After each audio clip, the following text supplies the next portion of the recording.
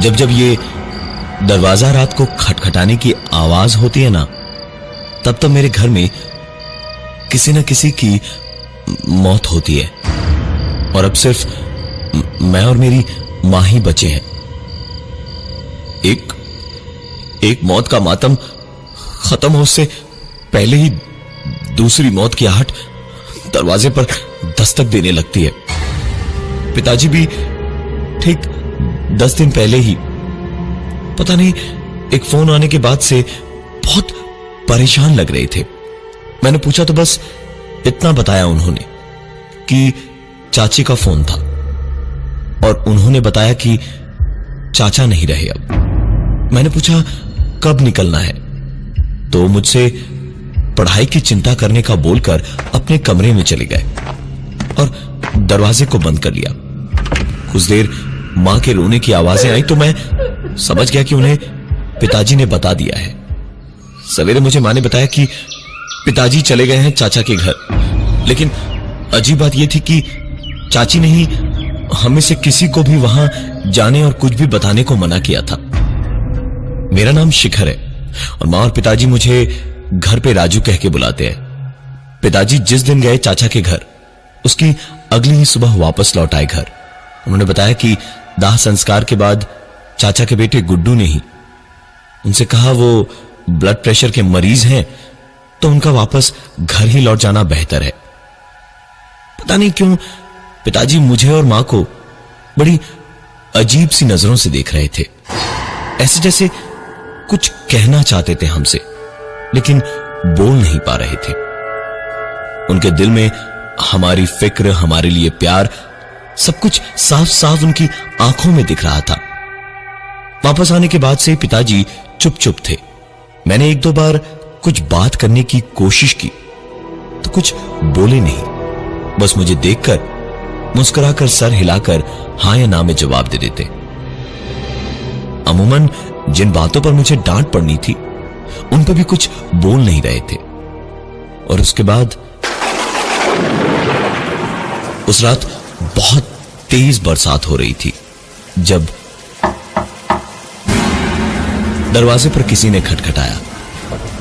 बहुत अंधेरा था, बहुत रात थी और ऊपर से लाइट नहीं आ रही थी, तो कुछ भी दिखाई नहीं दे रहा था। मैं मोमबत्ती लेने को उठा तो अचानक एक जोरदार आवाज से बची खुची नींद भी टूटी। तो मैंने उस चमकती और गरजती बिजली में देखा पिताजी दरवाजे पर खड़े हैं और बाहर लॉन की ओर झांक रहे थे। मैंने ध्यान नहीं दिया, लेकिन जैसे ही कदमों की आवाज सुनी मैं समझ गया जो पिताजी बरसात जरा सी होने पर पसंद नहीं किया करते थे, वो कीचड़ और गंदगी में चले जा रहे थे। मतलब कुछ तो गड़बड़ है। मैं पीछे पीछे गार्डन तक पापा के साथ गया और फिर मैंने देखा पिताजी गराज में आराम से चुपचाप टूल बॉक्स में कुछ ढूंढ रहे थे। मैंने पूछा उनसे, क्या हुआ पिताजी, आप इतनी रात गए यहां कैसे? सब ठीक तो है ना? पिताजी ने तो जैसे सुना ही नहीं कि मैंने क्या कहा। वो चुपचाप वहीं बरसात में निकल के गेट की ओर चलते गए। लेकिन कुछ ही देर में पिताजी की वो आखिरी आवाज, आखिरी चीख मुझे सुनाई दी।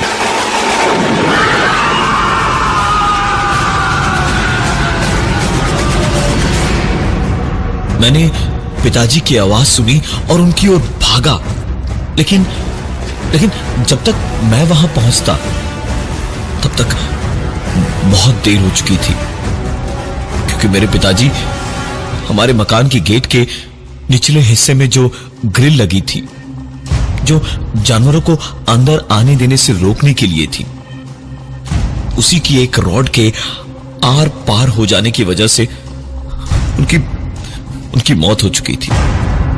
हमारे घर पर पहाड़ टूट पड़ा था दुखों का। पिताजी, चाचा जी दोनों ही नहीं रहे दुनिया में अब। मैं, मां और दादी ही थे अब घर में बचे हुए। मां सो चुकी थी और दादी की उम्र इतनी थी कि वो ज्यादा चल फिर तो सकती नहीं थी, और उनकी दिमागी हालत ऐसी थी कि उन्हें यह भी समझ नहीं आया कि पिताजी नहीं रहे अब दुनिया में। पिताजी के क्रियाकर्म के बाद मैं घर पे बस लेटे हुए आसमान की ओर ताक रहा था जब शायद कोई रिश्तेदार ही होगा। इतनी रात को और कौन होगा। मैं गया और जाकर दरवाजा खोला तो मेरे सामने दरवाजे के बाहर से गेट की ओर मेरी दादी भाग रही थी। वो दादी जो किसी के सहारे के बगैर ठीक से करवट नहीं बदल सकती थी, वो मेरे सामने थी। न सिर्फ ऊपर से नीचे आई, बल्कि इस वक्त मेरी दादी भागती दौड़ती हुई अपने हाथ हवा में उठाए हुए गेट की ओर जा रही थी। मैं दादी के पीछे भागा, उन्हें पुकारता हुआ, लेकिन वो सुनती तो ना। वो तो किसी और ही दुनिया में थी। उन पर इस वक्त पता नहीं क्या जुनून सवार था कि वो बस दौड़ती जा रही थी। जो चल नहीं सकती थी वो इस वक्त कैसे भाग रही थी, ये देखने लायक था। इस वक्त मैं दादी के पीछे भागा, उन्हें पुकारता हुआ उनके पीछे पीछे गया, लेकिन वो तो किसी और ही दुनिया में थी। एक अजीब सी हंसती हुई चीख गूंज रही थी उनकी, और गेट को पार करके उनकी हंसती हुई चीख एक झटके से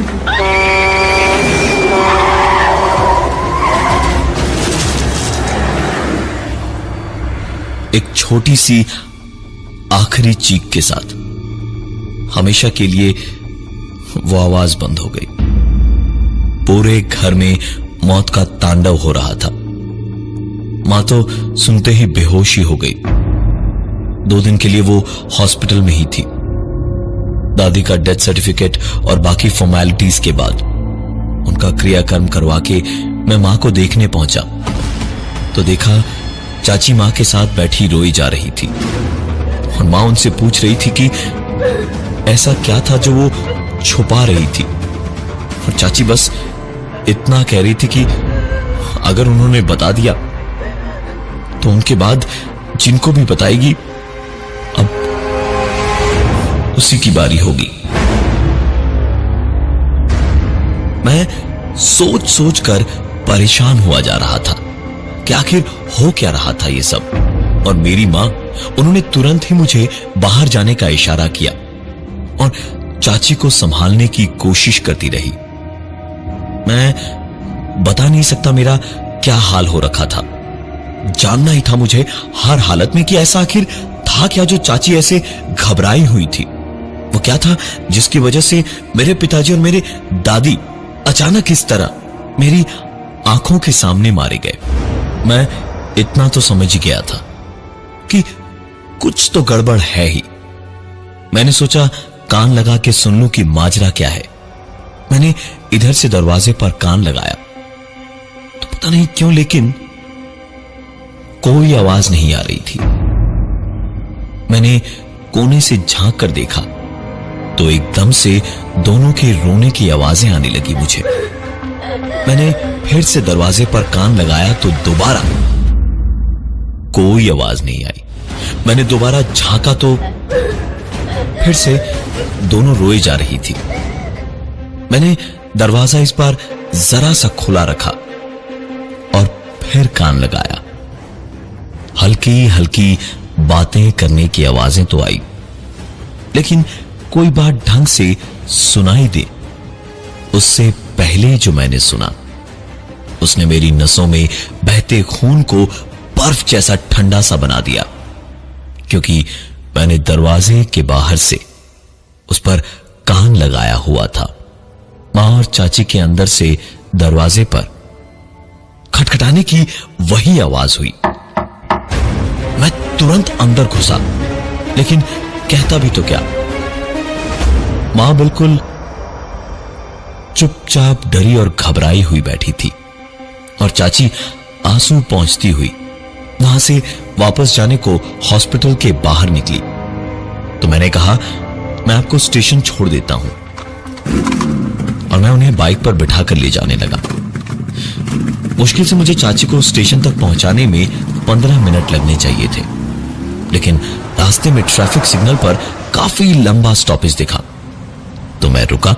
ट्रैफिक में रुकी गाड़ियां, धुआं, गाड़ियों के इंजन, हॉर्न्स, इन सब का शोर और सर पर पड़ती कड़ी धूप, पूरी तरह सर से जैसे पसीना आते ही उड़े जा रहा था गर्मी में। वैसे ही बहुत परेशान था कि तभी उसी वक्त पीछे बैठी मेरी चाची अचानक से अजीब सी आवाजें करने लगी और बाइक से उतरकर ट्रैफिक में पागलों की तरह बेहद डरावनी तरह दौड़ने लगी।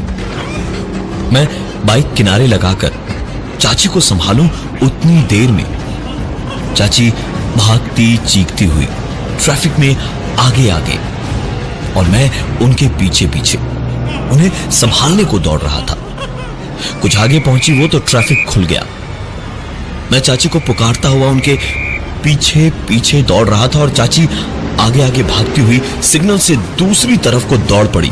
इस तरफ से तो गाड़ियों को वो पार कर गई, लेकिन तभी एक तरफ का ट्रैफिक बंद होकर जिधर चाची दौड़ रही थी उधर का ट्रैफिक खुल गया था और एक बस मोड़ पर मुड़ते वक्त चाची को देख नहीं पाई और मेरी चाची वो भी मारी गई। मैं किसी तरह वहां से चाची की लाश लेकर लौटा उसी हॉस्पिटल में। न जाने क्या हो गया था, ये कहां चला गया हमारा सब कुछ, एक झटके में पता ही नहीं चला। किसी इंसान की नहीं, लगता था कि मौत की नजर लग गई है, जैसे पूरे खानदान को। मैं मां के रूम में पहुंचा तो देखा मां बाथरूम में थी। मां को कैसे बताऊंगा, कैसे समझाऊंगा, कुछ समझ नहीं आ रहा था। मेरी तो जैसे जबान को ही लकवा मार गया था। सोचा पहले गुड्डू को चाची की खबर दे दूं, क्योंकि बेटे के बयान और उसके साइन के बिना लाश तो मिलेगी नहीं। मैंने गुड्डू को फोन मिलाया तो रिंग जाती रही। मैं बस फोन काटकर दोबारा मिलाने ही वाला था जब फोन उठा और उधर से गुड्डू नहीं, एक दूसरी ही आवाज आई। वो खटखटाने की आवाज फोन पर से कैसे आ रही थी?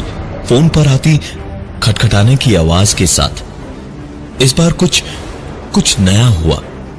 एक लड़की की आवाज ने उस खटखटाने की आवाज के बाद में कहा। मैंने जैसे ही ये सुना तुरंत बाथरूम के दरवाजे की ओर देखा तो पाया दरवाजे के नीचे से एक खून की पतली सी धार बाहर आ रही थी। आंखों में आंसू लिए मैं चीखा, मां! और दौड़ा दरवाजे की ओर। धक्के मारकर जब दरवाजा खोला तो मेरी बची खुची दुनिया भी उजड़ चुकी थी। मां अपनी आखिरी सांसें ले रही थी। खून में लथपथ मां बाथरूम के फर्श पर पड़ी थी और उसकी हालत देखकर मुझे डर लग रहा था। ऐसा लग रहा था जैसे किसी जंगली कुत्तों के झुंड ने मां पर हमला कर दिया हो। चिथड़े हो चुके थे मेरी मां के। मैं मां को उठाने गया तो मां ने मरने से पहले बस इतना कहा, शिखा खटखटाए तो दरवाजा मत खोलना। ये सुन के तो मेरे होश ही उड़ गए। ऐसा कैसे हो सकता था? ये नहीं हो सकता था। शिखा को मरे हुए तो 12 साल हो चुके थे। शिखा मेरी छोटी बहन इस दुनिया में आ तो गई थी, लेकिन जब अपने ही दुश्मन हो तो दोस्तों की कमी बाहर भी खलती है। पिताजी और दादी को सिर्फ बेटा ही चाहिए था। न मुझे उसे बहन की तरह से दुलार करने देते, ना ही मेरी मां को उसे बेटी की तरह देखने देते। उसे मारने की कई बार कोशिश की थी पिताजी और दादी ने। आखिरकार उस बच्ची के दिल में इंसान होने की और इंसानों के लिए पूरी तरह से नफरत भर गई थी। इतनी नफरत कि एक दिन उसने वो कर दिया जो शायद वो ही कर सकता है, जिसका दर्द इतना हो कि मौत भी उसको हंसी जैसी लगे। उसने अपना नामो निशान ऐसा मिटाना चाहा कि वो कभी इंसान थी, जिंदा थी, ये भी किसी को पता न चल पाए। पिताजी से छुप छुप के उसको पढ़ाया था मैंने। अपनी टूटी फूटी सी मोतियों जैसी लिखाई में लिख कर गई थी, मुझे याद किया या मेरे बारे में किसी को बताया तो सब कुछ खत्म कर दूंगी। और खेत में चारा पीसने की मशीन को चलाकर उसमें मेरी गुड़िया, मेरी शिखा मर गई। जिसने उसका नाम लिया, एक दूसरे को बताया, वो सारे के सारे लोग मारे गए। मैं जानता हूं गुड्डू ने भी इसीलिए फोन नहीं उठाया क्योंकि वो मर चुका है और अब मेरी बारी है।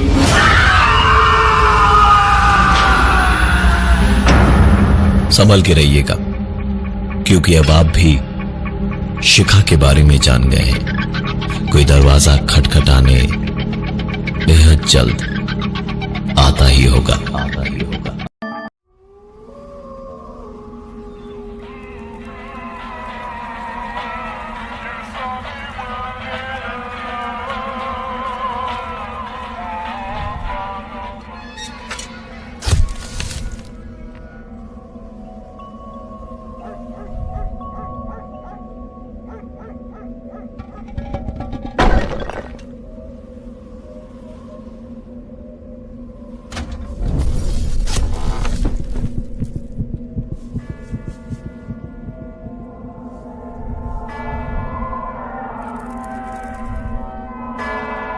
That is the way he lived.